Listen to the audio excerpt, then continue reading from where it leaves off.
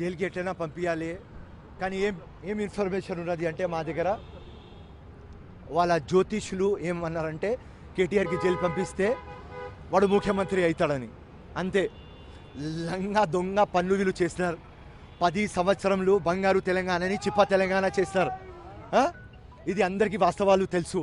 So 100% last ఇయరే ఈ government వచ్చే ముందునే నేను చెప్పిన కేటీఆర్ కానీ కేసీఆర్ కానీ కవిత కానీ తిహార్ జైలు కానీ చెర్లపల్లి కానీ చంచల్గూడ పంపిస్తాం. సో ఇవాళ కేసు నమోదు కాబోతుంది ఏసీపీ. దీంట్లో ఎట్లా ఉండబోతుంది, ఎట్లా చూస్తారు మీరు? ఖచ్చితంగా అరెస్టులు ఉండే అవకాశాలు ఉంటాయా? 100% చేస్తాం అరెస్ట్.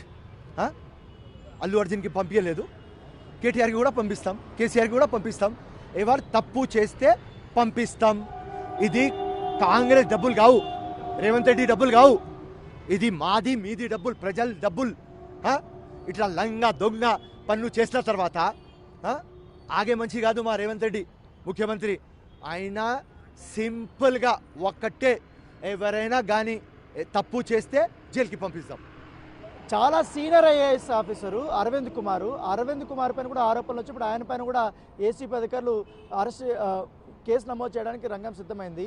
ఆయనేమో కేటీఆర్ చెప్తేనే నీ నిధులు నేను ట్రాన్స్ఫర్ చేశాను అంటాడు. ఎట్లా చూస్తారు మీరు? లింక్ కావాలే కదా మాకు. ఈ డబ్బులు పోయినాయి. అరవింద్ కుమార్ దగ్గర నుంచి లింక్ కేటీఆర్ దాకా, రైట్? కేటీఆర్కి విచారం చేస్తుంటే కేసీఆర్ వస్తాడు బయట. అంతే. లింక్ కావాలే, జైలుకి పంపిస్తాం. నేనే ఆ నిధుల్ని విడుదల చేయమన్నాను. ఈ కార్ రేసింగ్ ఇక్కడ జరిగితే హైదరాబాద్కి చాలా మంచి పేరు వస్తుంది, అది ఎక్కడ వెళ్ళిపోతున్న ఉద్దేశంతోనే నేను ఈ పని చేయమని చెప్తున్నారు. ఇప్పుడు వాళ్ళ అధికారం కూడా కోల్పోయారు. ఈ 55 కోట్ల రూపాయలకు సంబంధించినటువంటి ఈ అంశం మీద తెరపైకి వచ్చినప్పుడు నేను జైలుకైనా వెళ్తానని ఆయన అంటున్నాడు.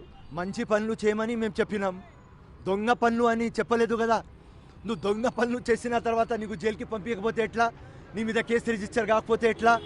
సో ఒకవేళ నువ్వు మంచి చేస్తే మంచి ఉంటుంది, నువ్వు రాంగ్ చేసినావు కాబట్టి ఇదే ఏసీబీ కేసు 100% జైలు.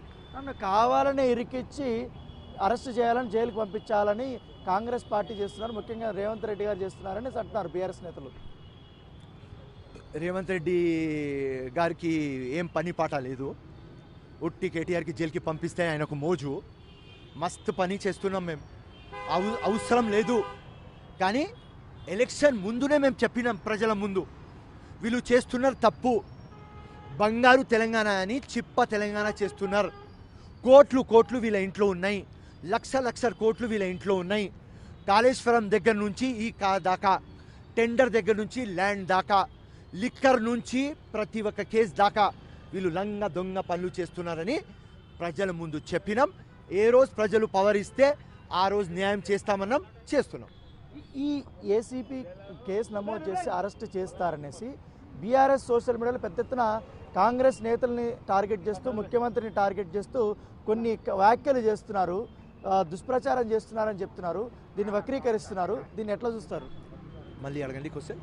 బీఆర్ఎస్కి సంబంధించిన సోషల్ మీడియాలో కాంగ్రెస్ పార్టీ నాయకులను సీఎంని టార్గెట్ చేస్తూ వాళ్ళు వ్యతిరేకమైన పోస్టులు పెడుతున్నారు. ఎట్లా? ఇది బీఆర్ఎస్ది ఒక్కటి ప్లస్ పాయింట్ ఉన్నది, మా కాంగ్రెస్ పార్టీ నేర్చుకోవాలి. ఇప్పుడు మన సోషల్ మీడియా కూడా మీరు స్ట్రాంగ్ పెట్టండి.